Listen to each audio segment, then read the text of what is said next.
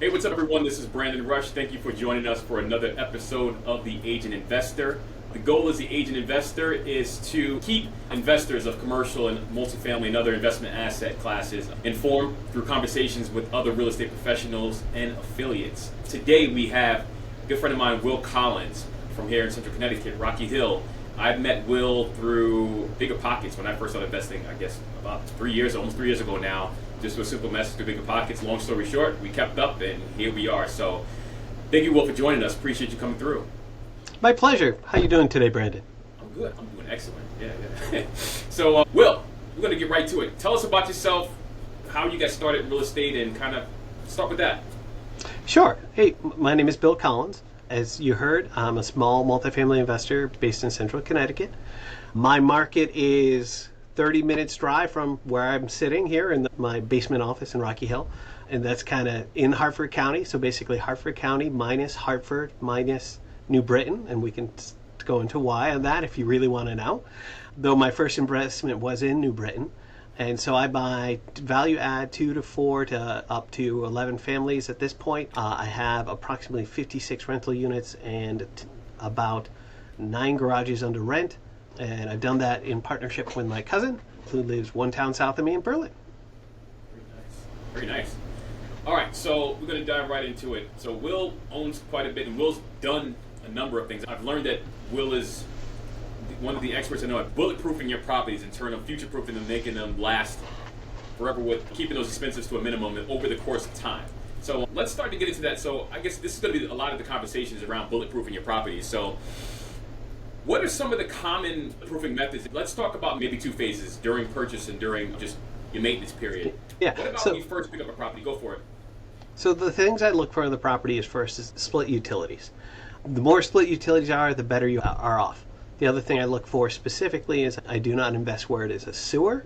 I do not invest where it's a well. And the reason why is because the maintenance on it, even though it's expensive sometimes to clean out your septic line going to a sewer, you don't have to maintain a leach field or a septic tank, and the backup is a lot easier to deal with. Also, just from a water perspective, not having to deal with a water supply issue or running through dry wells or having to do filtration on wells is definitely one of the things I look for. I also have a habit of taking and looking to make sure there's natural gas in the area if at all possible. And if it's natural gas in the area, I will take and convert oil units to natural gas because it's highly more efficient for my tenants and myself if for some reason I do take on something that is central heating, which I don't prefer to do. I do have a couple properties with central heating, but I look to make sure that the utilities can be attributed as much as possible to the tenants as they're leasing up the units. Got it.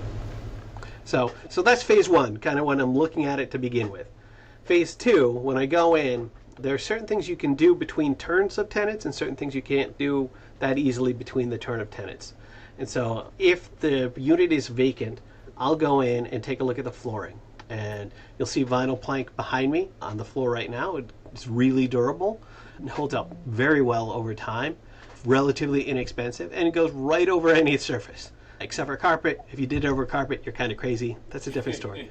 And so especially if you have hardwoods, which is typical in the housing stock that I'm looking at. The housing stock I'm looking at is manufactured somewhere between 1880s all the way up to my youngest unit is on 1980s.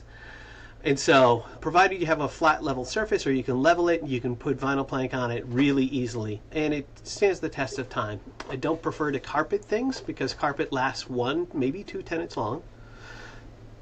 The other thing is if the hardwoods are intact, refinishing hardwoods is more economical and about the same product in the end for a tenant. But if the hardwoods are chewed up, it's easier to kind of fill the hardwoods, put vinyl plank right over the top, and from a flooring perspective, it's indestructible. Now, some people like to tile inside the kitchens. I'm a big guy who goes, hey, look, they make vinyl plank that looks like tile. Just keep going. Roll it all the way through the property.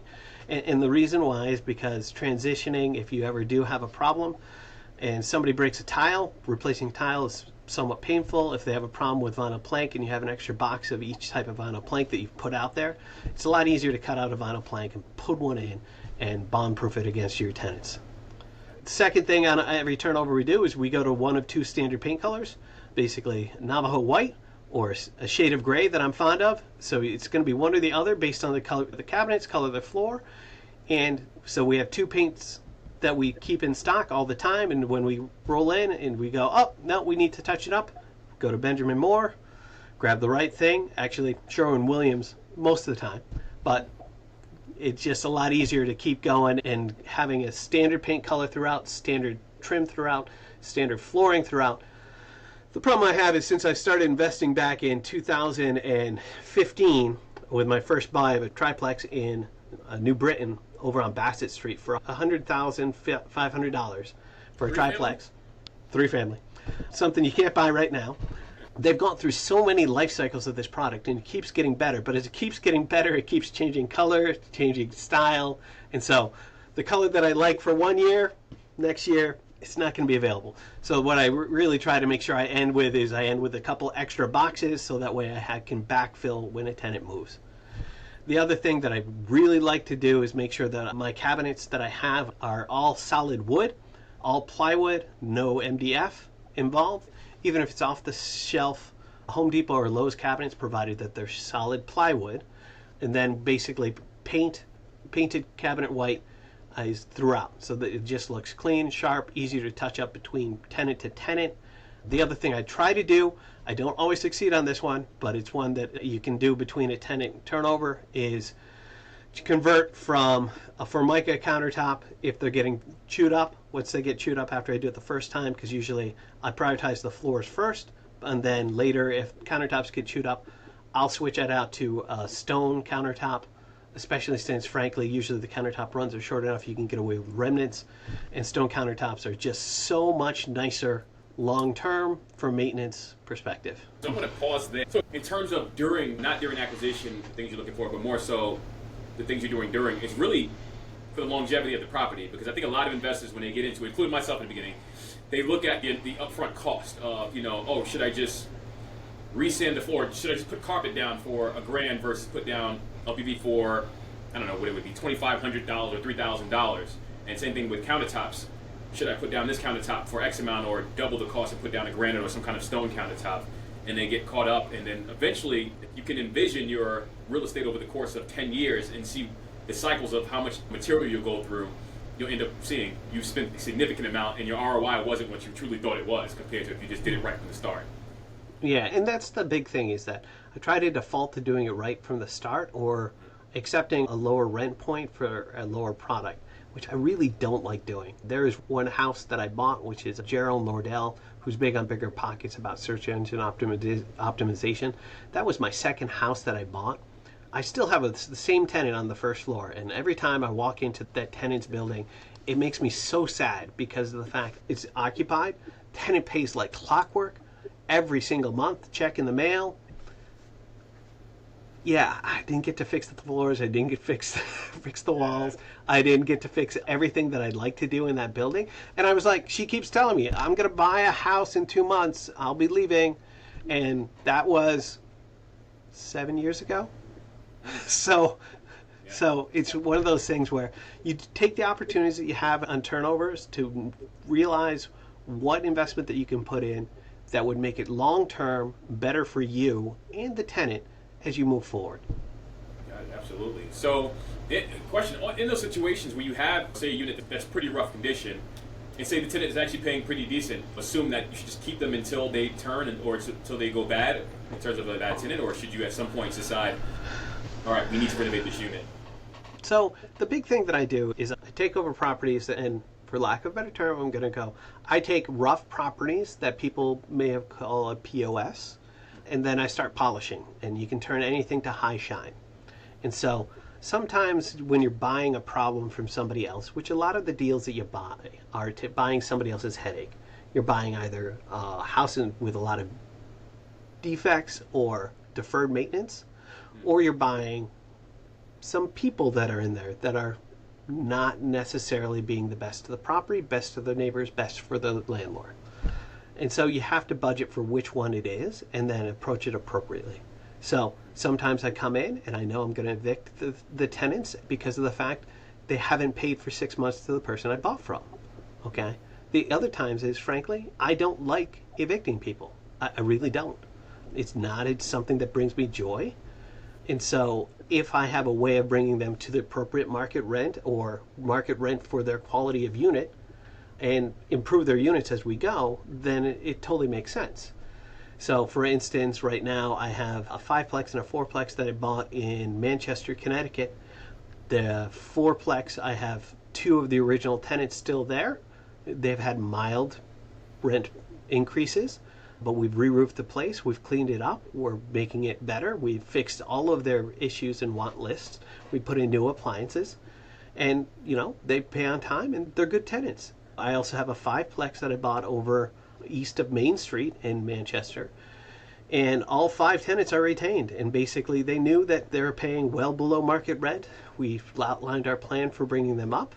And the problem that comes in with some of these places is some of them are actually really good tenants who just haven't had a landlord that is really trying to take care of the building. So I went in, we had a major issue where a septic line broke, cast iron, which is one of those things where one of the things if you can swap it out, cast iron to PVC is always a good move. But it basically made it so that I had to put people up in hotel rooms for about 20 days total between the 4 impacted tenants while I fixed it the right way. And the big thing is fix it the right way when you do have a problem, budget and realize it, and don't blame people for something that isn't their fault. Cast iron corrodes, and so when you go in, be polite, say, hey, look, we're really sorry for this. And so what happened was these tenants who were in units that were good, but in some areas were older, all of a sudden when we had to break open a wall and move a toilet out of the way, if that toilet was aging, we replaced the toilet. While we're in the bathroom, if their vanity was broken or their vanity was old, we just replaced the vanity. So when they walked away out of the 4 tenants that were involved, one tenant ended up with a new refrigerator and brand new painting throughout their bathroom. The other tenants, 2 of them basically ended up with brand new bathrooms. And the 4th tenant that was impacted was mainly because their unit wasn't impacted, but as they say, it flows downhill. And so since they're the top, they can't have that flow down and splash everybody on the way. And so we basically did our best to keep their area as clean as possible and keep them as happy as possible and safe as possible while we had to do the renovations. Got it.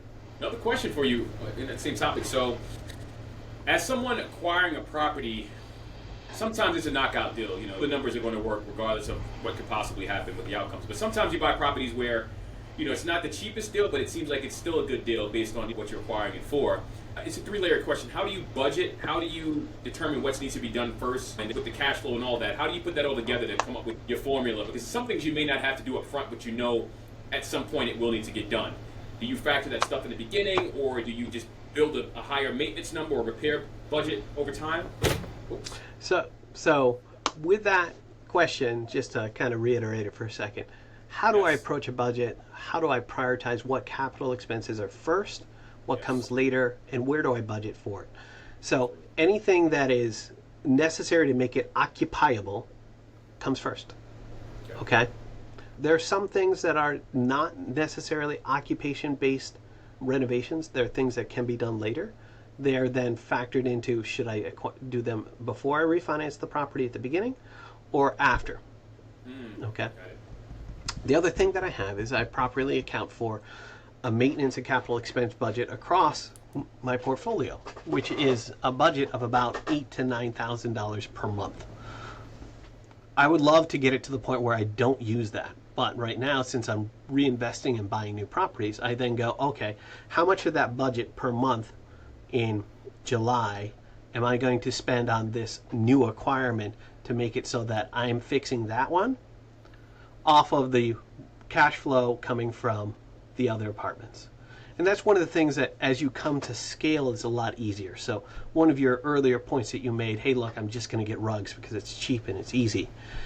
As you get a bigger renovation budget because you're accounting for capital expenses and maintenance expenses across multiple units, it's a lot easier to cross-pollinate and go, okay, this month my 6-plex has had 0 capital expenses and 0 maintenance expenses. Let's move it across to there. Got it. So question with that, once you scale up enough, is it almost like a general repair fund versus a per property, or is it still per property and you just kind of know you can pull from other properties if necessary? I treat it as a general repair fund at this point in time. At some point in time, I'll try to, especially where there's some things I know that are coming, I'll start saving up for those. But a lot of the stuff that I buy, I basically reset the timers on the big costs first.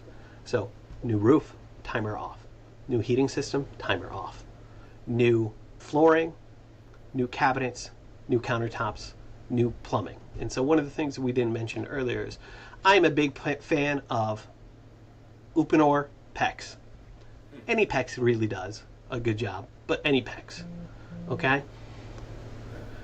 And the reason why is because it's a lot easier to run, especially in old construction, and it can be done very fast with a tenant in place.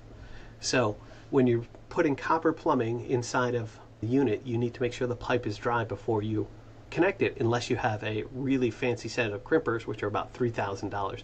Pretty cool, love to get them, just haven't gotten it yet. But if you're running new piping lines that aren't copper, that are Uponor PEX, or PEX A, PEX B, really doesn't matter. There are things that can be run while the PEX can be wet while you're doing it. And so you can also put it in place and run it in parallel to the copper and then cut off at the point of copper and do an appropriate fitting to connect the two together. And Uponor and PEX is freeze resistant, a lot easier to repair. If you have a problem in the middle of a run, it is very easy to cut out and fix. It doesn't take a lot of time. It takes about a $300 tool and about 15 minutes of YouTube, and you're way to go. Nice. And what about electrical? What kind of changes do you make up front in terms of electrical if necessary? First thing to do is making sure that the surfaces are separated, okay? I try to track down at the beginning if anybody has a cross feed. And so sometimes you'll find, especially when people were fast and sloppy, they're going to go, oh, my wire for this apartment's like right behind the wall for the refrigerator for that apartment. So I'm going to just, that refrigerator's going to run off of this guy's circuit. Wrong. That's problematic. So one of the things I do first is making sure I shut down all the fuses, shut down all the breakers, make sure that everything is powered off in the apartment that I'm working on, to make sure that we don't have that problem. That's item one. Item two is if you have fuses, I do try to swap over from fuses to breaker boxes. Fuses are definitely an outdated technology. They're still viable. They're somewhat problematic. And so the big thing with that is right now there's a part backup that makes it hard to do that swap over quickly. Okay, so that's one of those medium-term ones. Like when you buy the property, I'm more concerned with cross-contamination than fuses. Fuses are kind of that secondary one. The other thing I do is I find and replace any knob and tube that is there. Okay, it is New England, it is Connecticut, it is an older property. If it is pre-1980s, odds are you've got knob and tube. If it looks like you don't have knob and tube, wait until you open a wall, you probably have knob and tube. And so with that is just really understanding how to make sure that you can just backtrack that circuit, replace the wire as you go, appropriately and safely remove it so that nobody has any issue. Remember, knob and tube, when it's inside a wall and away from any fraying or other concerns, it's a perfectly viable product. The issue comes into the fact that, is it long-term right? No. Is it a problem for your insurance long-term if they find some, or if you find some? Yes, so you need to replace it. Is it easier and better to run circuits for people that are non-knob and tube? I would never put new knob and tube in place. I would never repair a knob and tube, okay? I might replace a switch that is currently knob and tube, understand that it's knob and tube, and try to figure out, hey, am I going to be able to pull that circuit back all the way to eliminate all the knob and tube, or can't I? And that really comes to the fact that, remember, you should pull your permits. So there's certain things that can be done without a permit and certain things that should be done with a permit. And I'm never advocating that you go around not pulling permits for appropriate action items.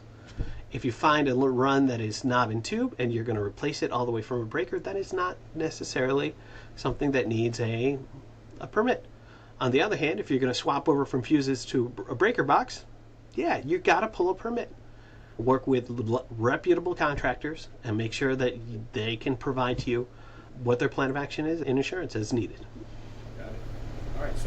All right, no, that was a ton of knowledge. Thank you so much, Will, in terms of everything you provided. So we're going to move forward. Next question. So you're a very active investor.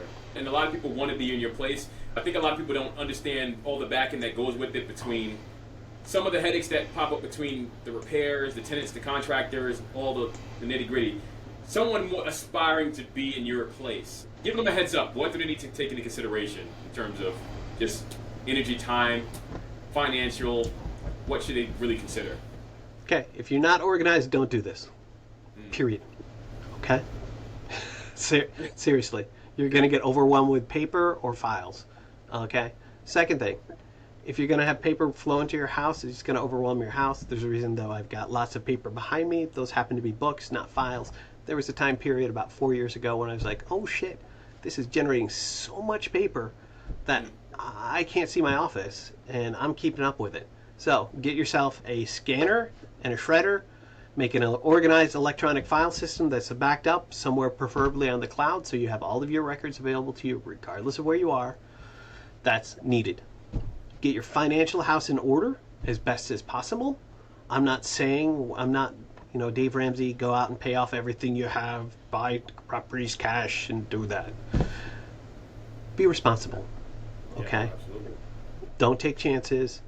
Make sure that you're always on the right side of the equity equation, and understand if you need to liquidate something, you need to liquidate something. Properties come, properties go. The ideal time to sell something is never, but sometimes, especially to take advantage of new opportunities, you do need to sell some stuff. And so sometimes, especially like the triplex I was talking to you about, as I said, bought for just over $100,000, I sold it for about $280,000.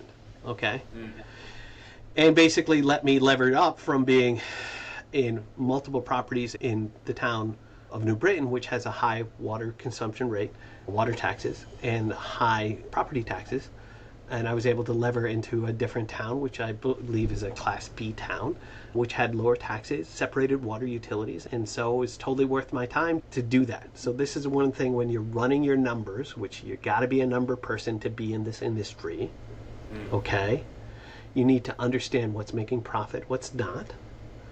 You need to understand that sometimes your return on equity isn't right, okay?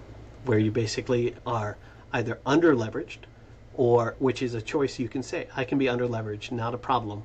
And that's a lot more comfortable place to be in. Like if you're not leveraged to the hilt, there's nobody breathing down your neck for money. If you're over leveraged, you're going to have a level of stress, which is maybe something that you don't want to deal with. Cool. All right. No, I've got actually one more question for you. So, in the last year, I was informed or just found out that you've been diagnosed with Parkinson's. And I'm assuming it had a significant change in life, how you think, and maybe some things moving forward. How will that change your real estate investing moving forward? Yep. So one of the reasons why I gesture a lot with my left hand is because I have full control of my left hand. My right hand has a twitch that's going on with it. And so, though I can fake it a lot, just like Michael J. Fox, it's catching up with me. So it's all about investing is usually about your why. Some people are like, oh my God, I've got a job. It's crushing my soul. I need to get out of it. Okay. Mine was a wealth and be able to enjoy myself and my wife to be able to enjoy herself at an earlier age than standard retirement. So financial independence, it's a concept that people talk about. My why changed because I have Parkinson's. So with medication and exercise, I can effectively manage symptoms for a certain period of time, but I have no control over how long that is. At some point in time, I won't be able to do my day job. And so at that point in time, I want to make sure that my family is comfortably provided for by building these assets up and these revenue streams coming through. It makes it easier to not be stressed, to figure out, hey, look, at this point in time, I can walk away from my day job. I can figure out the medical insurance, and I'll have this amount of money coming in, and I have a different amount of money already set aside for my Coast-Fi retirement and my 401ks. So that way, I should be able to live a comfortable life with a reasonable lifestyle moving forward.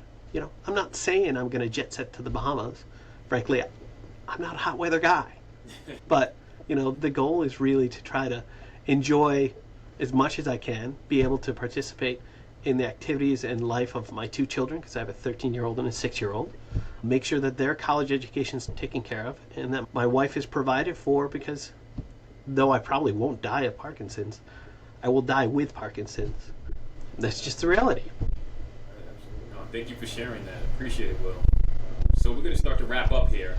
Question: when you're not doing real estate and not at your, and just so you guys know, Will is a full-time W-2 employee as well. So Will is not a full-time investor. He is pretty much a fully W-2 employee, but he somehow manages and has done it well. But when you're not doing the W-2 or you're doing your investing, what do you enjoy doing?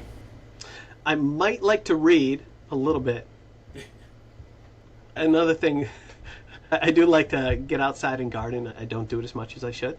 I like riding bikes. I'm not Brandon's level of riding bikes. I ride on rail trails. That's about all I do. And then I enjoy going camping. I also enjoy playing games. So I'm a big board gamer, a strategy gamer, and so I will play a board game with anybody. And I used to enjoy drinking, but with Parkinson's, one of the downsides is, hey, look, the medication that is most effective for you, you can't drink. And you know what? Beer, tremors. I'll go for no beer, with no tremors. That's all right. No, cool. How can people find you, the audience? How can they find you, get a hold of you, or what's the best way? What do you think? Call Brandon. Oh, okay. Easy. Okay. No, I'm out on Bigger Pockets if you're a Bigger Pockets fan. I'm on the real estate investor boards for the state of Connecticut. And if you need to, you can email me at wctdbill@gmail.com. Perfect. Any final words for the audience before we depart?